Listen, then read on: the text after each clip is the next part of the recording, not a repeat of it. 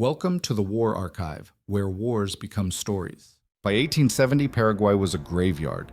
The war had ended, but the silence it left behind was unbearable. 3 out of every 5 Paraguayans were gone. Almost 9 out of 10 adult men had perished.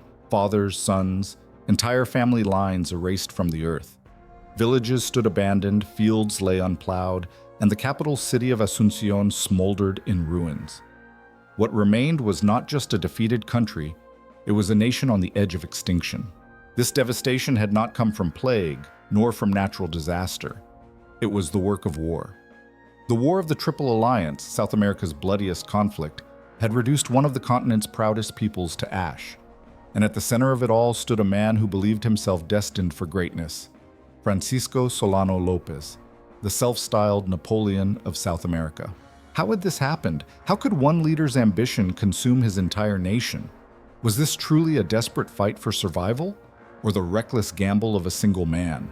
To answer that question, we must go back nearly half a century, back to the birth of these nations, forged from the crumbling ruins of Spanish and Portuguese empires. Independence had promised freedom, but it delivered something else: rivalry, distrust, and the seeds of a war that would one day turn Paraguay into a cemetery. It began not with armies clashing, but with maps, vague lines drawn across rivers and plains by long-departed colonial officials. Borders were uncertain, loyalties fractured, and every new republic imagined itself destined to lead. Argentina saw itself as the natural heir to Spain's empire in the Rio de la Plata. Brazil, vast and ambitious, dreamed of projecting its power further south. Uruguay, caught in the middle, was less a sovereign state than a battlefield for its neighbors' ambitions. And Paraguay, landlocked, stubborn, fiercely independent, stood defiant, unwilling to bend to anyone's will. In this world, suspicion ruled. Nations that might have stood together after independence instead circled each other like predators. Rivers, the lifeblood of trade and communication, became weapons. Skirmishes flared, alliances shifted, and every decision seemed to sharpen the continent's divisions. Independence had been won, but unity had been lost. And so South America entered its new age not with solidarity, but with a question: who would rise and who would be crushed? In that question lay the fate of Paraguay. For when war finally came, it would not simply test armies and borders. It would test the survival of an entire people. And as we shall see, time and again, López, the man who believed himself another Napoleon, would choose glory over caution. A decision that would cost his people dearly. The fall of Spain's Rio de la Plata viceroyalty in the 1810s brought forth 3 new nations: Argentina, Uruguay, and Paraguay. To the world, it looked like the triumph of liberty, the fulfillment of revolutions that had swept away European dominion. But inside South America, the picture was far darker. Independence had not created unity. It had carved a fractured mosaic of states, each convinced of its own destiny, each suspicious of its neighbors. Argentina emerged as the largest and loudest voice of the 3. Buenos Aires, once the jewel of Spain's colonial administration, believed itself the natural leader of the region. Its politicians dreamed of reassembling the old viceroyalty, pulling the lost provinces back into Argentina's orbit.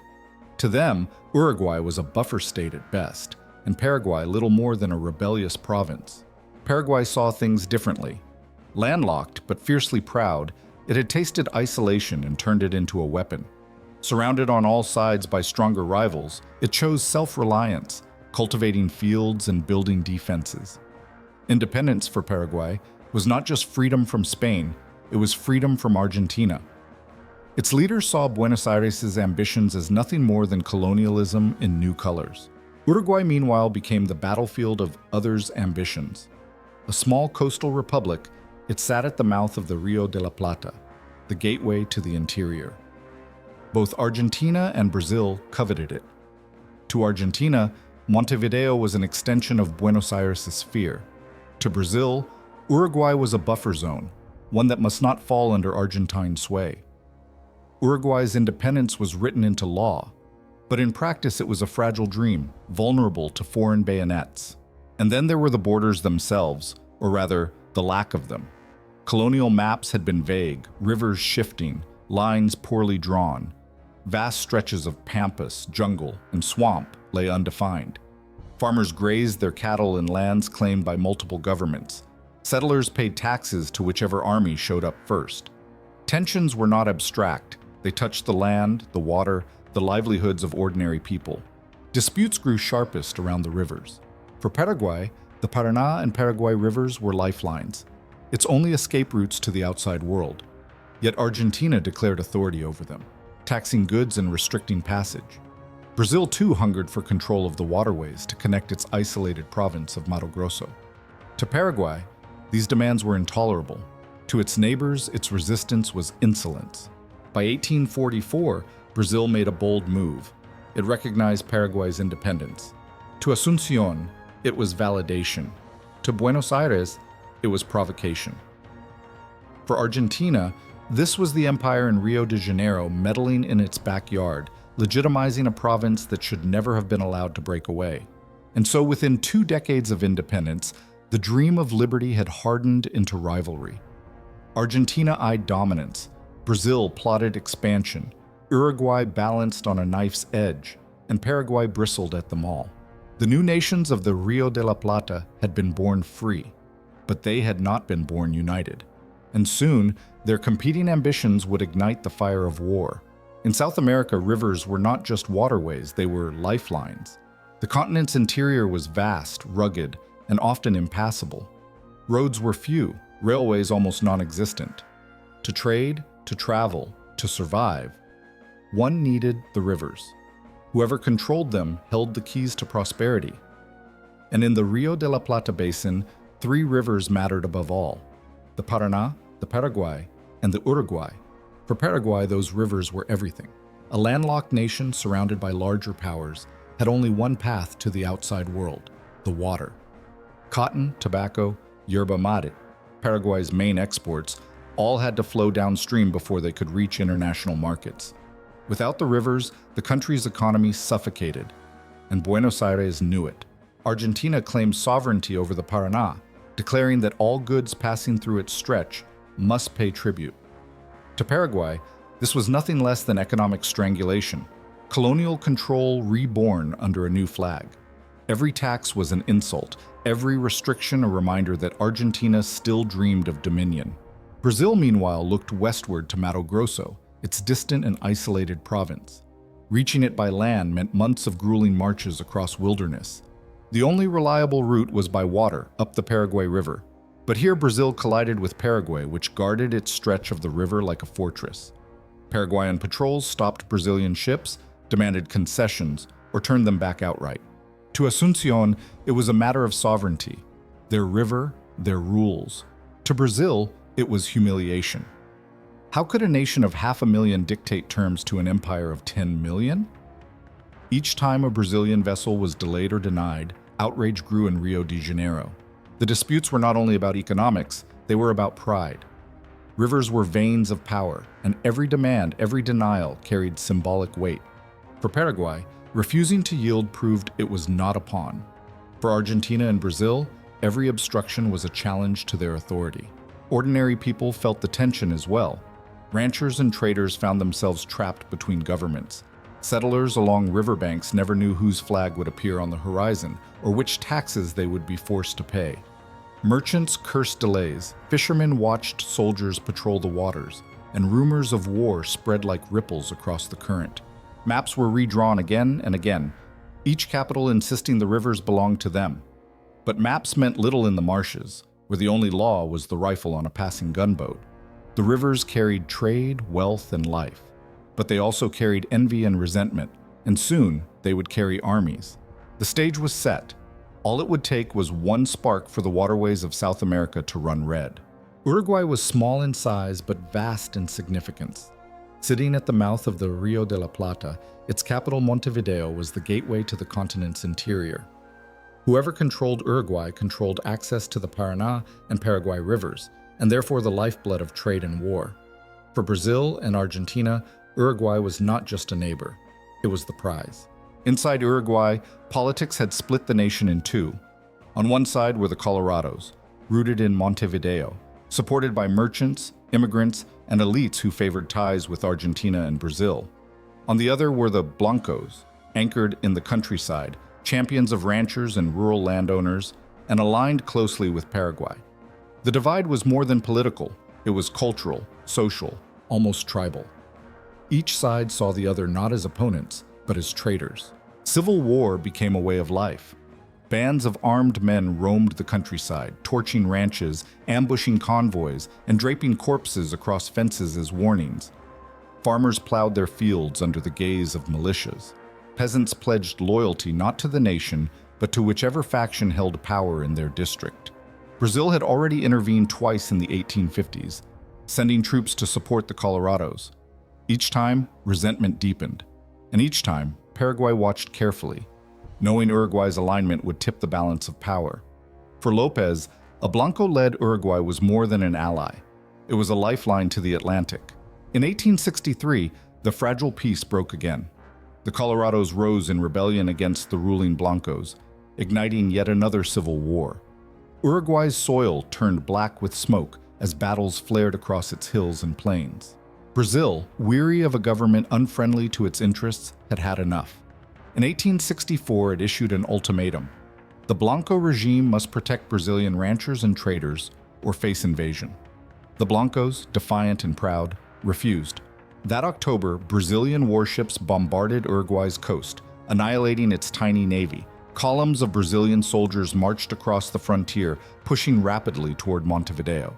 The empire expected a quick resolution. The Blancos swept aside, Uruguay secured. But in Asunción, López watched the invasion with growing fury. Uruguay was Paraguay's sole ally, the last friendly government in a sea of hostile giants. If the Blancos fell, Paraguay would be encircled. To López, Brazil's action was not merely aggression, it was a direct challenge to Paraguay's survival. And in that moment, he decided Paraguay would not wait to be surrounded. It would strike first. In October 1864, Brazil acted. Imperial warships descended on Uruguay's coast, their cannons flashing, their shells tearing into the Blanco navy, a pitiful flotilla that was reduced to wreckage in hours. On land, Brazilian columns crossed the border, boots splashing through shallow rivers, banners flying. To them, Uruguay was already finished. The empire believed the campaign would be swift. The Blancos would collapse, the Colorados restored, and Brazil's influence secured. It was meant to be a clean operation, a show of strength, nothing more. But Francisco Solano López saw something very different. To him, Brazil's march into Uruguay was not a local intervention. It was a dagger pointed at Paraguay's throat. With Argentina hostile to the west, Brazil hostile to the north, and now Uruguay about to become a client state of the empire, Paraguay was on the verge of encirclement.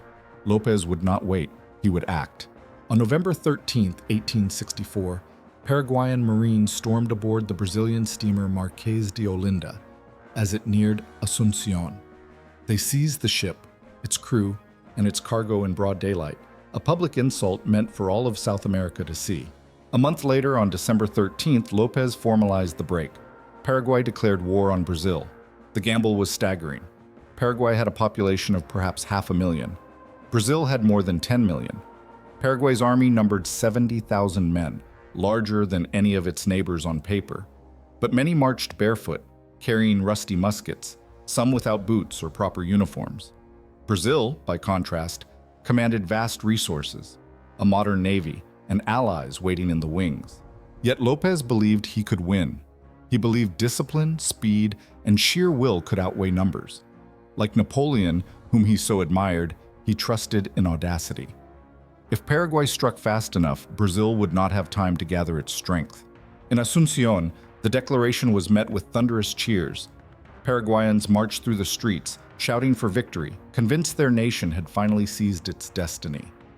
For a proud people long dismissed as a minor state, it was intoxicating to stand defiant against an empire. But Brazil was only the beginning. López's ambitions and his rage were about to pull yet another neighbor into the inferno. López had declared war, and now he had to prove Paraguay's strength.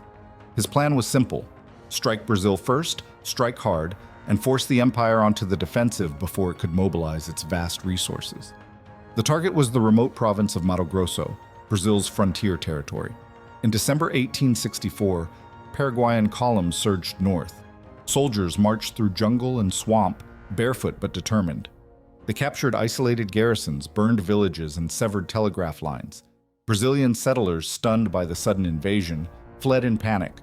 For a moment, Paraguay seemed unstoppable, a tiny nation humiliating a giant. The victories were celebrated in Asunción as proof of López's genius. Newspapers declared Brazil's empire vulnerable, its armies weak. Ordinary Paraguayans, proud of their soldiers, believed they had struck a blow that would echo across the continent. But the triumph was an illusion. Mato Grosso was vast, sparsely populated, and strategically meaningless. Its loss embarrassed Brazil, but did not cripple it. Worse, the deeper Paraguay's army advanced, the more fragile it became. Supplies ran thin, disease spread, and the jungle devoured men as surely as enemy fire. The greatest obstacle was Brazil's navy. Ironclads and gunboats patrolled the rivers, cutting Paraguay off from reinforcements and blocking the transport of vital supplies. López could march an army, but he could not command the waterways. And without the rivers, every mile of conquest was hollow. Still, López pressed forward. He believed speed was his greatest weapon. If Paraguay struck again, this time southward, it could link with Uruguay's embattled Blancos and open a second front. But to get there, his army needed to cross Corrientes, a province of Argentina. López sent envoys to Buenos Aires requesting passage. He promised Argentina his forces sought only to relieve Uruguay, not to meddle in Argentine affairs. The response was laughter. President Bartolomé Mitre refused outright, unwilling to let a foreign army march across his soil. For López, the rejection was a personal insult. He had asked politely and been mocked. And so once again, he chose escalation. If Argentina would not grant passage, then Paraguay would take it. With that decision, the fire spread. The war would no longer be Paraguay against Brazil. It would soon engulf the entire Rio de la Plata. To understand the War of the Triple Alliance, you must understand the man at its center. Francisco Solano López was not merely Paraguay's president. He was its architect, its general, its will to fight, and ultimately its doom. Born in 1827, he was the son of Paraguay's first president, Carlos Antonio López. From childhood, he lived in a world where leadership was his destiny. But it was his journey to Europe that transformed him. In Paris, he marched in parades, studied military science, and observed firsthand the pageantry of Napoleon III's court. Yet it was not Napoleon III who captivated him. It was his legendary uncle, Napoleon Bonaparte. The tale of a small nation soldier who seized destiny and bent empires to his will became López's guiding star. When López returned to Paraguay, he brought back more than books and uniforms. He brought back an obsession. He began reshaping his country into a fortress. He poured money into forts and foundries, weapons, and uniforms.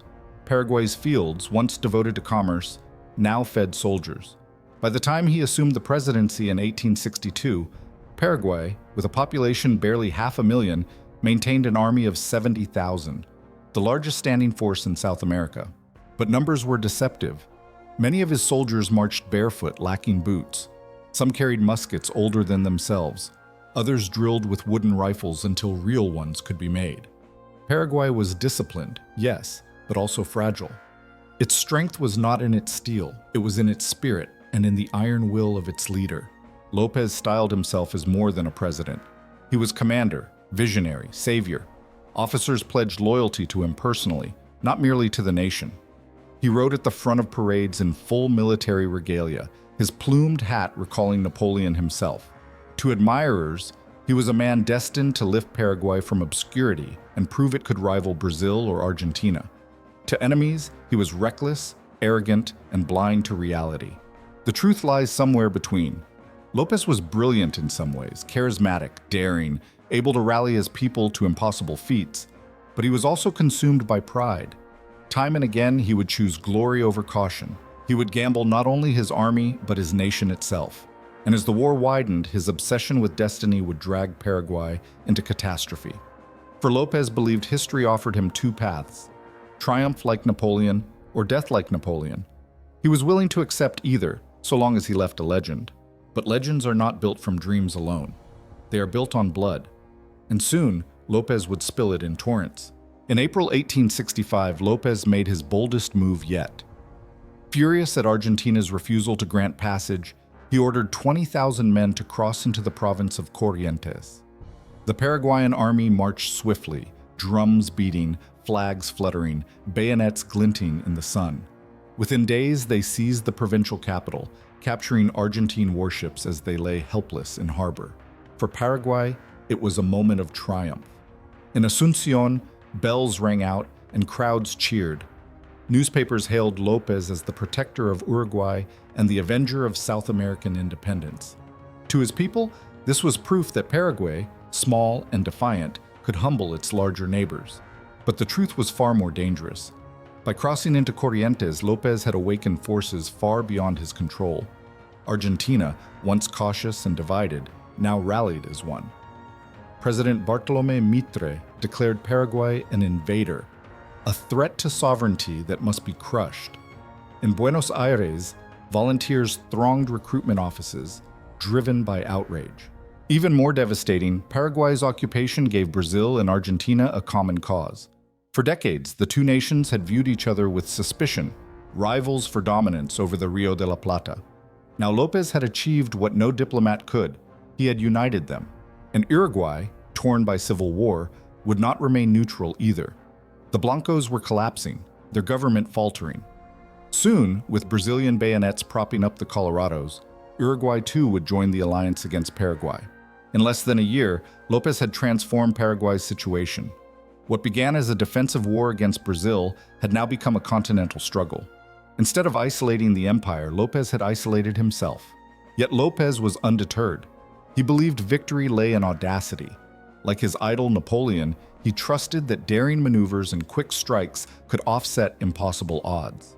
If Paraguay struck hard enough, fast enough, perhaps the Triple Alliance would crumble. It was a fantasy. But fantasies die hard, especially when they are carried on the shoulders of an army. And so López marched on, convinced that history was his to seize. What he had truly done, however, was seal Paraguay's fate. On May 1st, 1865, in Buenos Aires, 3 delegations sat down to sign what would become one of the most ruthless treaties in South American history. Brazil, Argentina, and the newly installed Colorado regime of Uruguay agreed to form a triple alliance. Their target was not simply the Paraguayan army, it was Francisco Solano López himself and the nation he ruled. The treaty was explicit. The Allies pledged to fight until López was overthrown. Paraguay would surrender its captured territories. It would pay war indemnities. It would be stripped of its claims and humbled before its neighbors. This was not a temporary pact of defense. It was a blueprint for the dismantling of Paraguay's power. For López, the news was devastating. His gamble in Corrientes had backfired with breathtaking speed. Instead of isolating Brazil, he had fused its interests with Argentina's. Instead of saving Uruguay's Blancos, he had lost them entirely. Paraguay was now alone, outnumbered 20-1 in population, with no allies left. And yet, he did not retreat. He did not sue for peace. He doubled down. Across Paraguay, church bells rang as mobilization orders spread. Every able-bodied man was called to arms. Women were tasked with weaving uniforms, carrying supplies, and tending the wounded. Children drilled with wooden rifles in preparation for the day they would be handed real ones. The nation itself became a barracks. López framed the war as a struggle for survival.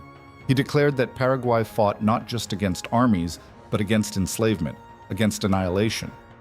Patria o muerte, the homeland or death, became the rallying cry. And the people believed him. They poured into the ranks, singing hymns and patriotic songs, convinced their courage could defy the combined might of 3 empires. For them, this was no longer López's war. It was Paraguay's war. But courage could not erase disparity. The Allies commanded modern navies, vast resources, and endless reserves of manpower. Paraguay had zeal, but little else. Still, López pressed forward. He believed that by striking swiftly, he could fracture the alliance before it crushed him. If he could defeat Brazil at sea, Argentina on land, and hold Uruguay in turmoil, perhaps destiny would yet be his. And so with rivers blockaded and armies on the move, the war now shifted to its first great trial, the battle for control of the waters. The largest naval clash in South American history was about to begin. June 11, 1865. The rivers of South America awoke to thunder. At the town of Riachuelo on the Paraná River, Paraguay launched its boldest gamble yet.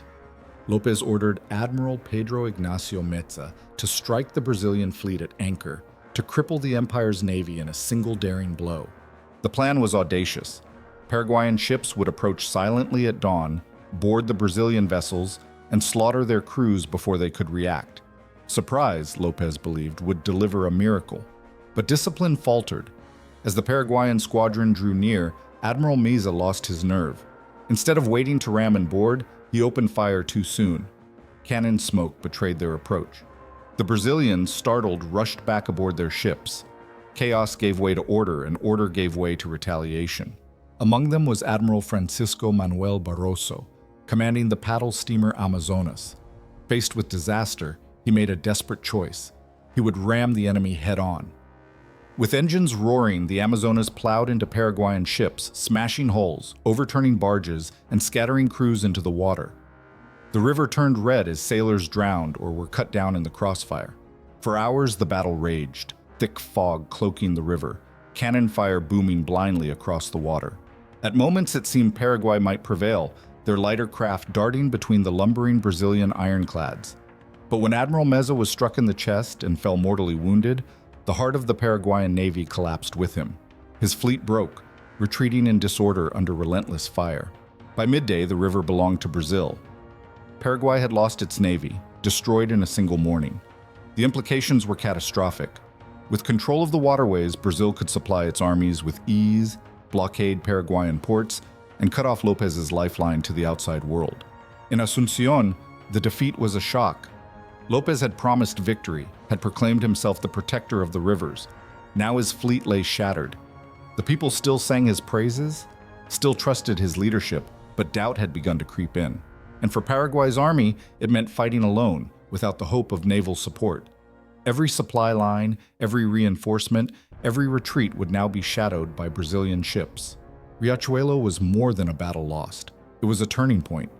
Paraguay would never again command the rivers. And without the rivers, victory became nearly impossible. Yet López refused to see it that way. To him, this was not defeat. It was only a setback.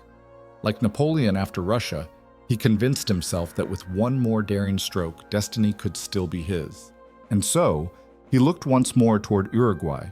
To keep the war alive, he would march again. Even after the disaster at Riachuelo, López clung to his dream of reaching Uruguay.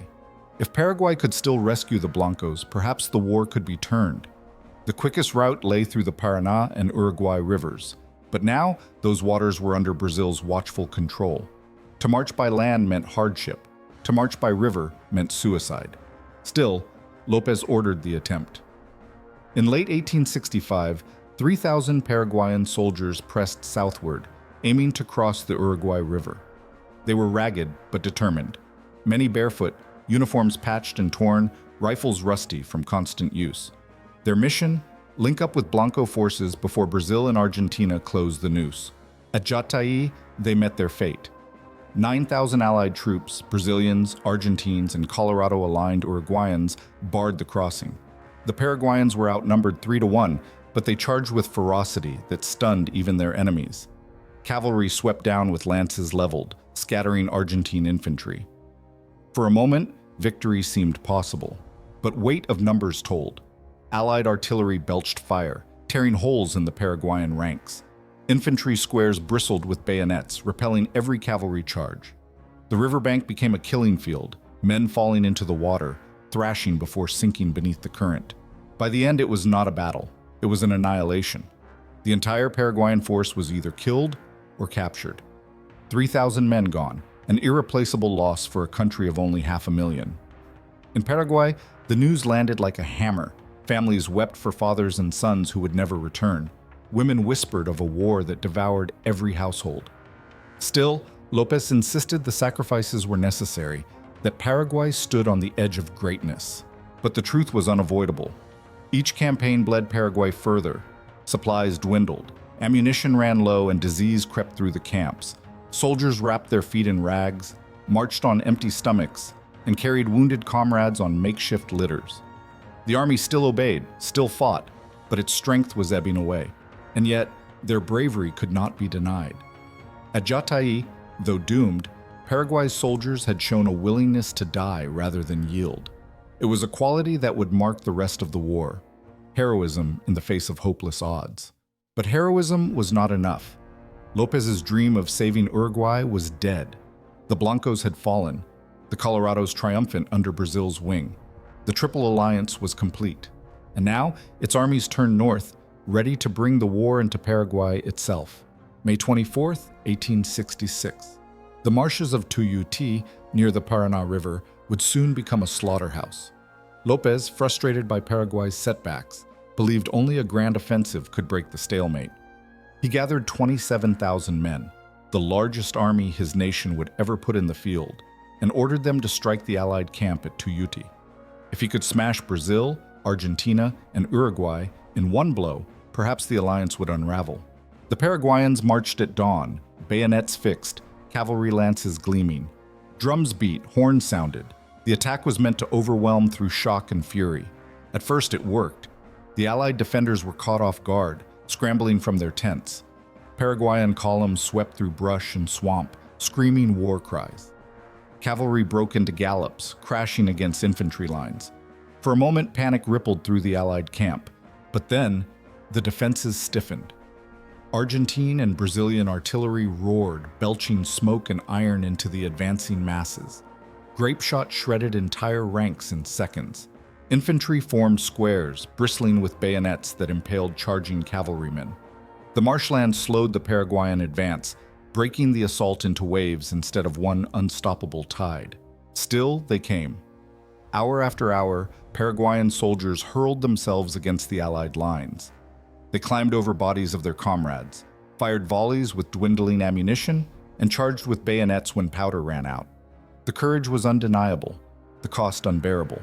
By nightfall, 13,000 Paraguayans lay dead or dying. Nearly half the attacking force had been annihilated. For Paraguay, a nation of 500,000, it was not just a defeat, it was a wound from which the army would never recover. Entire regiments ceased to exist. Entire villages lost all their sons in a single day. The Allies counted around 3,000 dead. Heavy losses, yes, but survivable for nations with millions to draw upon. For Paraguay, each casualty was irreplaceable. A generation of men had been sacrificed on the swampy plains of Tuiuti, and yet López proclaimed victory. He told his people that Paraguay had struck terror into the hearts of its enemies, that the homeland spirit remained unbroken. In truth, Tuiuti was the beginning of the end. Paraguay had shown courage, but courage could not balance scales so cruelly weighted. The self-styled Napoleon of South America had gambled everything on one battle and lost. From here on, the war would turn into a slow bleed. Disease, attrition, and despair would gnaw at Paraguay's armies. But López refused to stop. Time and again, he would choose glory over caution, and his people would pay the price. After the horror of Tuiuti, both armies reeled. The Allies had survived, but barely. Paraguay had bled itself white, yet still refused to break. The battlefield fell silent, save for the groans of the dying and the buzz of flies circling the dead. What followed was not swift maneuver, but suffocating stalemate. Along the borderlands, trenches scarred the earth, crude ditches filled with mud and disease. Soldiers lived knee-deep in filth, swatting mosquitoes, drinking foul water. Dysentery, cholera, and fever became as deadly as cannon fire. Corpses were buried shallow, their stench lingering in the air, a grim reminder of what awaited the living. For the Allies, misery spread quickly. Brazil conscripted slaves from its plantations, marching them into battlefields where death awaited. Argentina called up provincial levies, peasants barely trained before being thrust into the mud. Uruguay, exhausted by its own civil wars, struggled to keep even token forces in the field. Men deserted, morale collapsed, and commanders squabbled over strategy. Paraguay fared no better. López scraped the bottom of his nation's reserves. Boys barely into their teens were pressed into service, drilling with rifles too heavy for their shoulders. Old men, gray-bearded and frail, marched once more to war. Women carried the burden of the homeland, tending crops, sewing uniforms, nursing the wounded. Entire families were consumed by the war machine.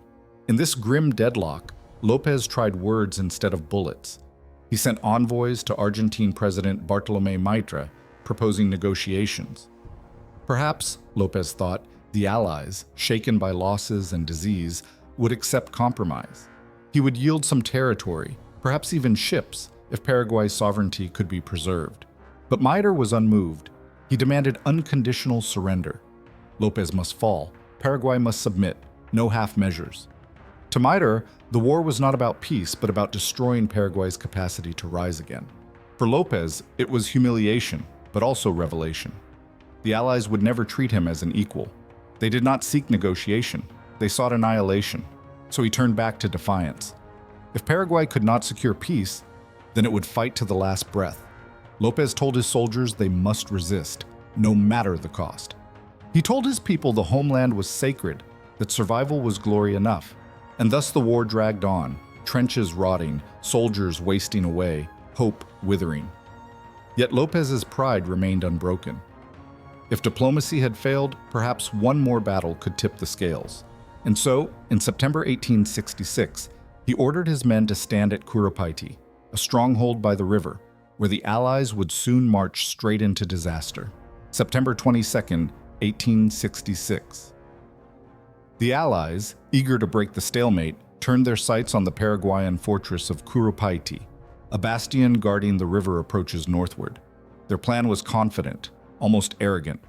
A thunderous naval bombardment would reduce the Paraguayan defenses to rubble, after which tens of thousands of infantry would march forward to finish the job. Victory seemed assured. At dawn, Brazilian ironclads opened fire. For hours, the river thundered with cannon blasts, shells arcing through the air, explosions tearing up mud and timber. Allied commanders congratulated themselves, believing the Paraguayan line shattered. Drums beat, bugles sounded, the infantry advanced. Then came the shock. As Allied soldiers slogged through swampy ground, the Paraguayan guns erupted. Hidden artillery positions, untouched by the bombardment, opened fire at point-blank range. Grape shot shredded advancing columns. Men fell by the hundreds, tumbling into the mud, drowning in pools of water turned red with blood. Officers shouted for order, but chaos reigned. Still, the Allies pushed on, waves of Brazilian and Argentine troops stumbling forward, only to be cut down again. The marsh slowed their march, packed them into clusters, and made them easy prey for the defenders. The Paraguayan trenches, cleverly designed, funneled attackers into killing zones. What was meant to be a swift victory became wholesale slaughter. By nightfall, the field was a charnel house. Nearly 4,000 Allied soldiers lay dead or dying. Paraguay had lost fewer than 100. It was one of the most lopsided defeats in South American history. Survivors staggered back to camp in shock, their uniforms torn and bloodied, their faith in victory shattered. In Asunción, bells rang and crowds wept with joy. For once, Paraguay had not only resisted, but triumphed. López proclaimed Humaitá as proof that destiny still favored his nation. He called it divine justice, the homeland vindicated by heaven itself. For a brief moment, morale soared. Yet the triumph was hollow. The Allies had suffered a humiliation, but they would recover. Brazil, with its vast resources, could replace every man lost. Argentina and Uruguay, though shaken, would not abandon the alliance. Paraguay, by contrast, had won a battle it could not afford. Its people were starving, its fields barren, its armies stretched to the breaking point. Humaitá gave López hope, but it was a hope built on sand. The victory had delayed the inevitable, not prevented it, and soon the Allies would return with new leadership, renewed strength, and a plan to grind Paraguay into dust. For the next phase of the war would center on one place, a fortress so mighty it was called the Gibraltar of South America, Humaitá. After Humaitá, the Allies faltered, their morale shattered, their commanders discredited, disease rotting their camps. Many wondered if the war could even be won. But Brazil had one advantage Paraguay could never match: endless resources. And in late 1866, it found the commander who could turn those resources into victory: Marshal Luis Alves de Lima y Silva, the Duke of Caxias. Caxias was no firebrand like López. He was a patient strategist, a builder, a reformer. Where others rushed, he prepared. Where others squandered men, he saved them. His mission was clear: strangle Paraguay, slowly and completely. And at the center of his plan lay one target: the fortress of Humaitá. Humaitá was Paraguay's pride, its shield, its Gibraltar. Perched on the banks of the Paraguay River, it bristled with cannons and earthworks. A massive chain stretched across the water, blocking any naval approach. For years, Paraguayans had boasted it was impregnable, that no enemy would ever pass its guns. As long as Humaitá held, Asunción was safe. Caxias refused to be intimidated. He began the siege with patience bordering on cruelty. For 8 long months, he drilled his men, rebuilt supply lines, and improved sanitation to blunt the killing hand of disease. Engineers hacked roads through swamps, dug trenches inch by inch, and laid the groundwork for encirclement. Bit by bit, the noose tightened. In August 1867, the Allies launched assaults, but Paraguayan defenders fought fiercely, their cannons tearing bloody holes in the attackers. For a moment, it seemed López's boast might be true. Yet Caxias did not relent. He shifted his focus to the river. February 1868 brought the decisive stroke.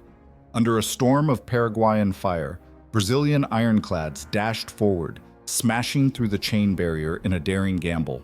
Shells splashed the river, crews fell screaming, decks ran with blood. But the ships broke through. For the first time, the mighty fortress was flanked. The defenders fought on for months, but the outcome was sealed. Surrounded by land, bypassed by river, starved of supplies, Humaitá's garrison withered.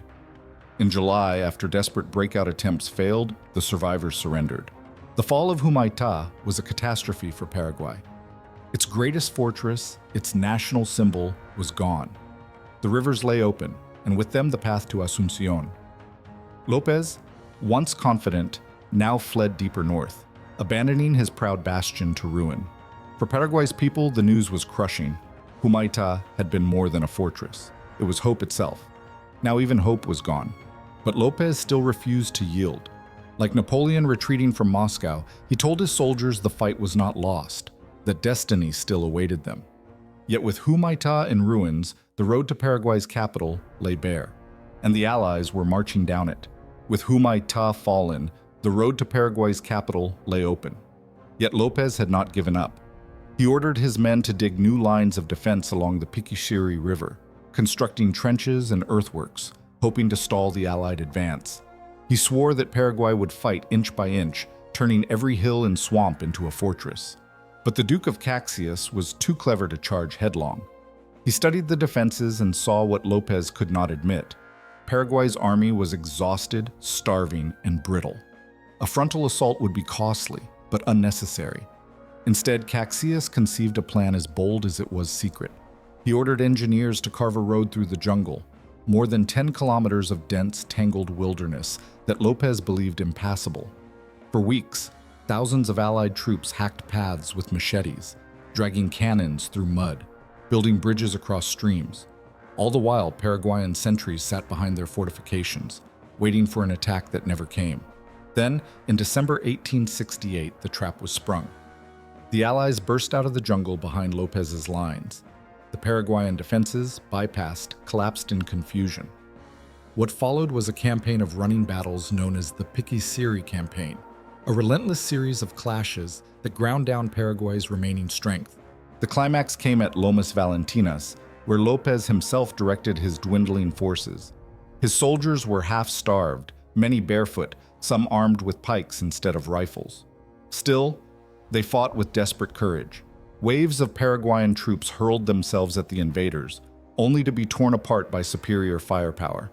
By the battle's end, Paraguay's last organized army was destroyed. López narrowly escaped, carried away by a desperate cavalry charge that cut through enemy lines. His generals were captured, his staff scattered, his army shattered beyond repair.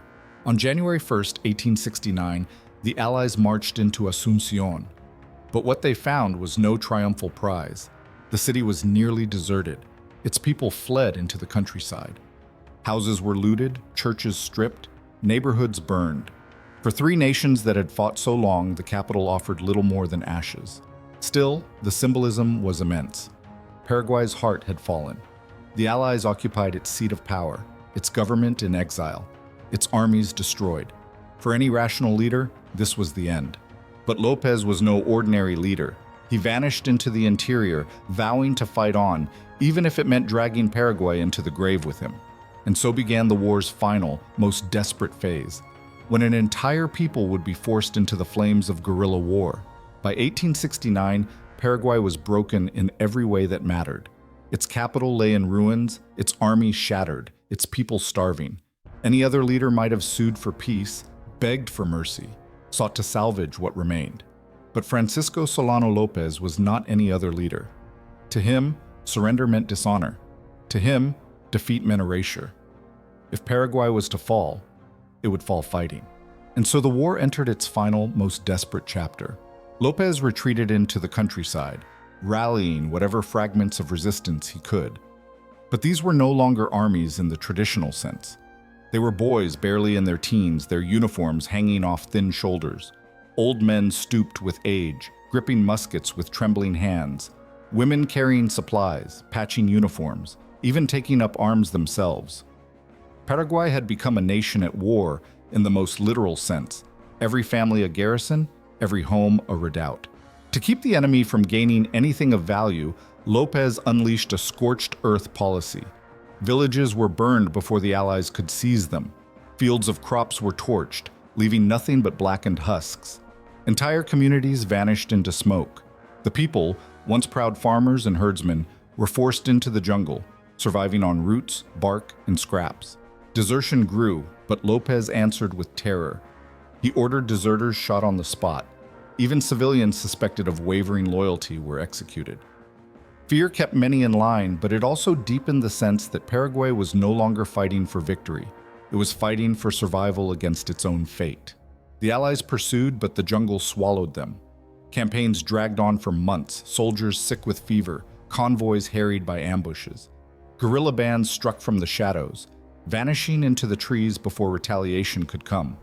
Brazilian, Argentine, and Uruguayan soldiers cursed the land itself, which seemed to conspire against them. Yet the noose continued to tighten. Each battle whittled Paraguay's numbers further. Each march left more dead along the roadside. López's grand army of 70,000 had dwindled to a few thousand starving souls. Still, he would not yield. To his men, he declared, "Better to die with honor than live as slaves." To his enemies, he promised endless resistance. To history, he wanted to leave a legend, that Paraguay had fought to the very last. But legends are written in blood, and as López pushed deeper into the wilderness, his nation bled with him. The war's final act would come in a remote valley called Cerro Corá, where Paraguay's fate and López's life would meet their end. March 1st, 1870. In the remote valley of Cerro Corá, beside a winding river, Francisco Solano López prepared to meet his fate. His army was no longer an army at all, just 400 gaunt survivors, half-starved, many barefoot, some armed with little more than pikes and machetes. Facing them was a Brazilian force of 4,000, veterans hardened by years of war. The clash was brief, brutal, and hopeless. The Paraguayan defenders fought with desperate fury, but they were overwhelmed, cut down in the mud and underbrush.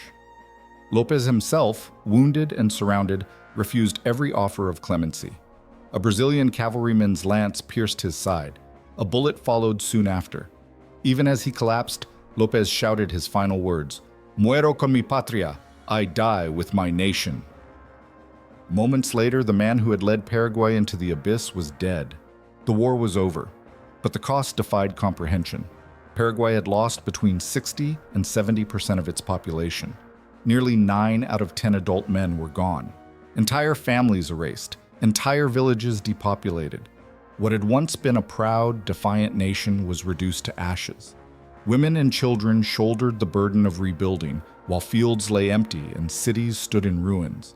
For Paraguay, recovery would take generations, and in truth, it never fully came. The Allies emerged victorious, but scarred. Brazil cemented its place as the dominant power of South America, yet paid a staggering price in lives and treasure. Argentina gained territory, but was left with crushing war debts. Uruguay secured its survival, but only as a buffer between giants. None walked away unscathed. And what of López? To some, he was a tyrant who gambled recklessly with his people's lives, dragging them into a war they could never win.